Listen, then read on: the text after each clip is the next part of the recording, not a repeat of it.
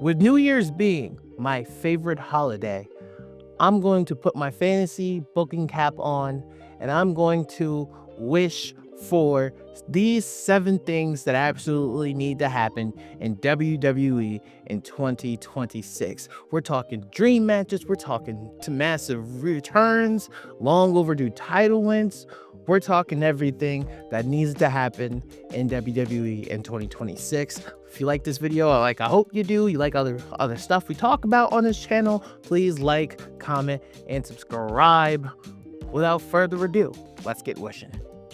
So the first thing I want in this year that's coming up is, for the people who have been OGs on this channel know, I'm a big subscriber to Tiffy Time. I've run on Tiffy Time. And now she's single? I'm playing. I want to see Tiffany Stratton go to Monday Night Raw. I feel like when you look at Tiffany Stratton's championship run in review, I just feel like she's been on the roster of SmackDown for so long. She ended up just fighting the same people over and over and over again. It felt like 300 days of her just fighting Nia Jax, Jade Cargill, Nia Jax, Jade Cargill, a little bit of Naomi here, a little bit of Naomi there, a little bit of Bailey. It just felt like she was fighting the same, like maybe a little bit of Megan, maybe. It just felt like she was fighting the same 5 people over and over and over again. And on top of that, even with the Charlotte Flair thing, I think Tiffany shines best as a heel. And I feel like as long as she's on SmackDown, she can't be a heel with Jade Cargill. With this new attitude that Jade has, she's kind of pretty much making her way, making her spot for being a heel in WWE. And that's what Jade should be. So I do think a WWE draft needs to happen regardless. There needs to be a WWE draft because there's so much overlap and overkill, especially if they want to make SmackDown interesting. If they were smart, in my opinion, they should have done a WWE draft at the top of the year. It would be something new, something exciting, something different to look out for. And one of those moves, I feel like, would be moving Tiffany Stratton over to Monday Night Raw. The women's roster on Monday Night Raw is loaded with talent. The SmackDown women's roster, not so much.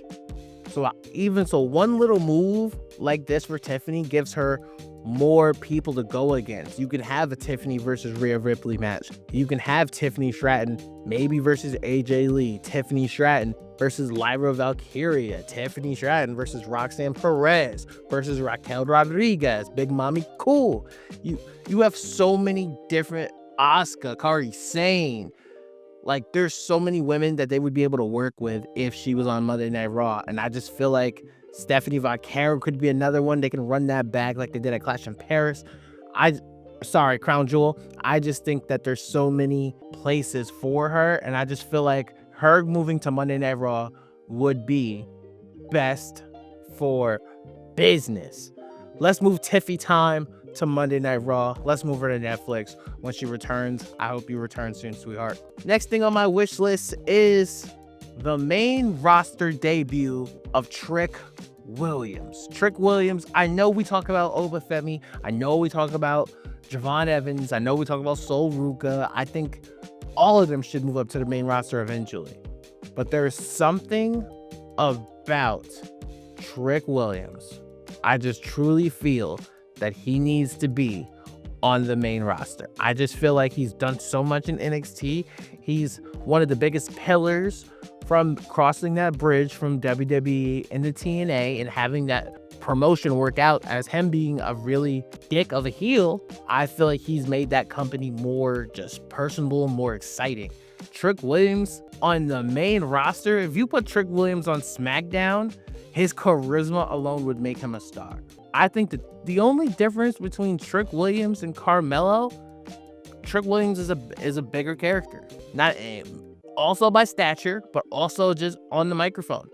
Trick has personality. Trick has flair. Trick has style. And even the few promos you've seen him cut on Monday Night Raw in the crowd during like the Netflix ad commercial breaks, they've all been solid. They've all cooked. And I do think Trick is going to be a superstar Where there's a lot of guys I think have potential to be big things on the roster, they're great wrestlers, Trick has the personality to be a star, an absolute star in this business. And I do think I genuinely feel Trick Williams will be a WWE champion one day. Off charisma alone, I truly feel that way. And I truly think Trick Williams on the main roster, it's time, because I feel like he's genuinely done everything he needed to do in NXT to make NXT what it is. So shout out to that boy, Trick Williams. It's time to bring Whip That Trick to the Netflix era. The next person on this list that we have for my wish is the return of the Pillars. What do I mean? The Pillars? There's the most solid wrestlers you have. We need the return of Naomi and the return of Bianca Belair. Bianca Belair is one of those ones, and I just think that she needs to be back on this roster. I know she's been out with that hand injury. I do feel the women's division will feel and look different when Bianca Belair comes back on our screens. Truly feel that way, and you can do so much storytelling, especially if we can get Bianca versus Jade at 42 in Vegas.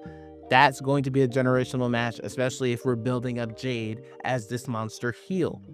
When you look at Naomi became the most interesting character in the business right before she got pregnant with her child. Right when she was there, she was world champion. Her promos were great. She was killing it in her heel run.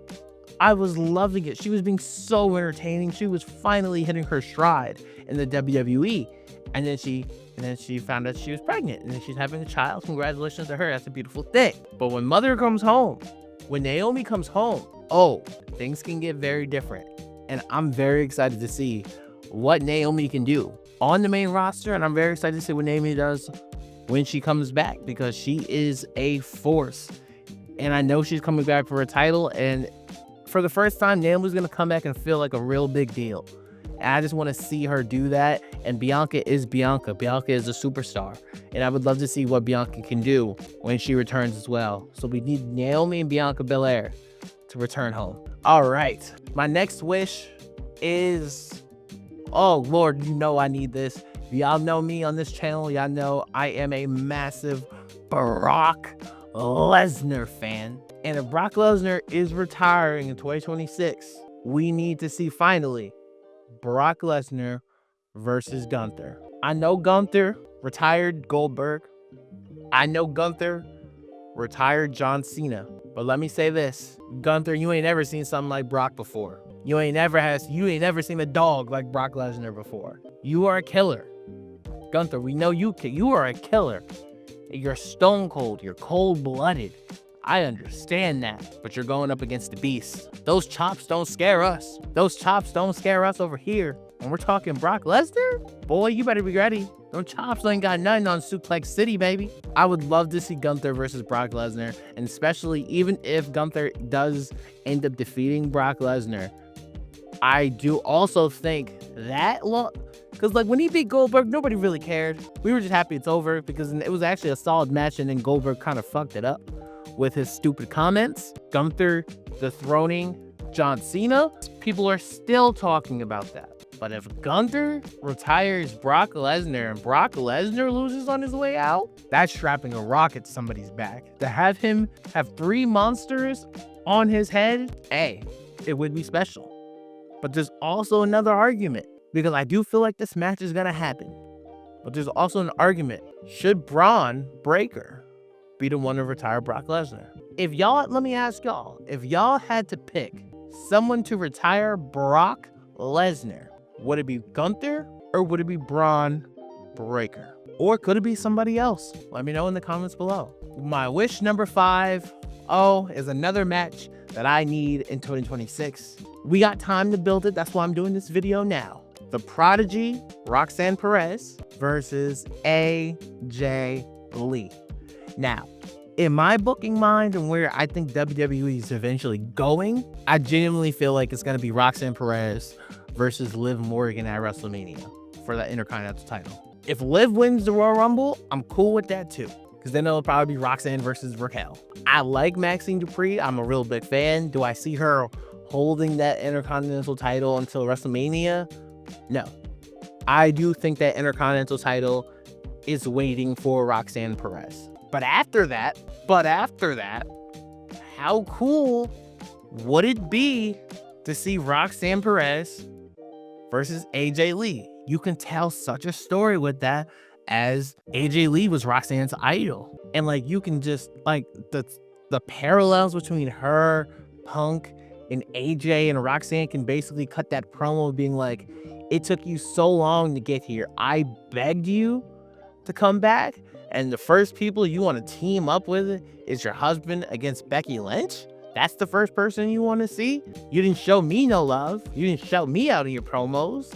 Like, she can tell like that story of just being like that jealous, crazy fan type of deal, you know what I'm saying? And I just feel like her and AJ would work so well, and I would stamp that AJ Lee versus Roxanne would be the best story that AJ Lee could tell current day WWE. Stamping it. I stand on business when I say that, because not only is AJ Lee a name that we love and she's going to be at the high card, it's also going to be very important that she could make Roxanne with a feud like this.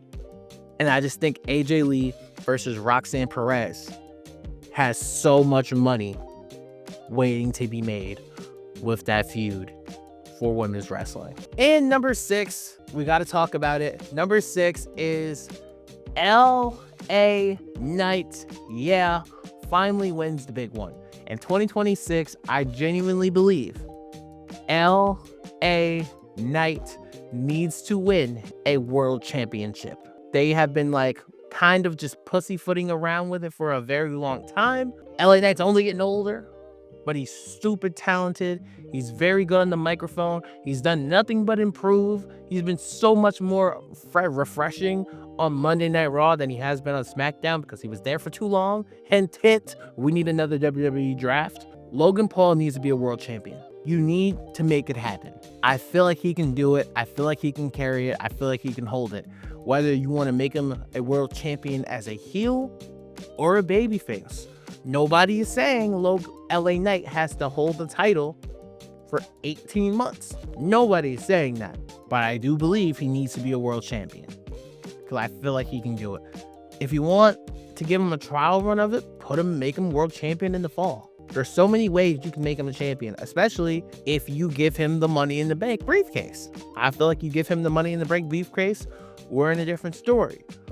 But although, I'll give you a spoiler, the person who I believe will win the Money in the Bank briefcase in 2026 is Logan Paul. I know people might not like me saying that, but I could totally see it. I could totally see that Vision stable imploding by next SummerSlam, by Logan Paul stealing that title, maybe off of Braun Breaker. But that's over there. And I'll say keep it over there because LA Knight would be a viable person to beat Logan Paul for that title. I wouldn't be mad at it, and it would make sense. But I do believe if if LA Knight is not a world champion in 2026, I truly believe that fans will fall off his high horse. I truly feel fans will turn their back on LA Knight if he can't win the big one this time. And the last wish on my list that I'm praying for, that I'm begging for, I have it starred on my Christmas list. This is my New Year's resolution. I want it. The final wall breaks down. Chris Jericho returns to WWE. Listen, man, I don't care what anybody else says.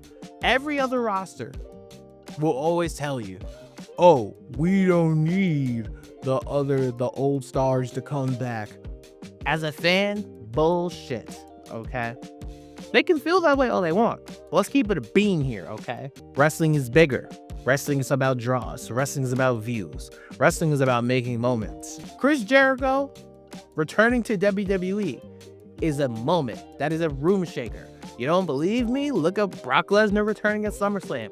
All people talked about. AJ Lee returning to WWE after 10 years. All people talked about. Chris Jericho returning to WWE?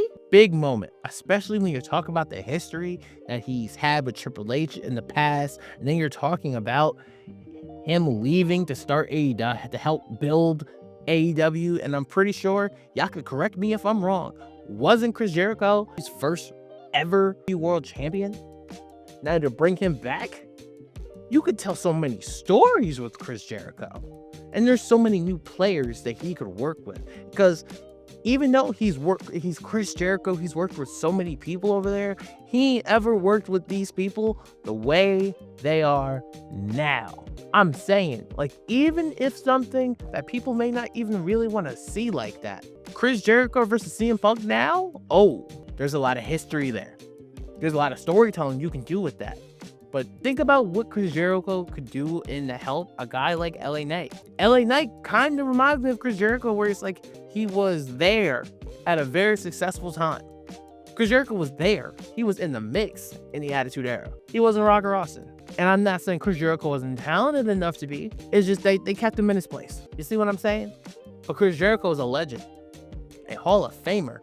He comes back and goes in the Hall of Fame. I'm standing and I'm applauding. But there's so many wrestlers he could work with that would be fire. Even Chris Jericho versus AJ Styles now is a lot different than what it could be. And if Chris Jericho's on his final run in his career before he just retires and just does his rock and roll excursions all around the world with his successful bands, Chris Jericho, one last time, needs to return home to the WWE. Ladies and gentlemen, that is my wish list. That is what's on my Christmas list that I'm submitting to WWE, and I'm praying and I'm hoping that we get all of these things. I would be so happy. Let me know what is on you guys' wish list. What do you guys want to see from WWE in 2026? Is it returns? Is it title changes? Is it call-ups? What is it? What do y'all want to see in 2026 that would make you guys so much happier with the WWE product? Let me know in the comments below. Thank y'all for listening. Thank y'all for watching. It's been your boy D. Please like, comment, and subscribe, man. Ring the bell for the notifications. I love y'all. I appreciate y'all. Until forever finds you. Peace.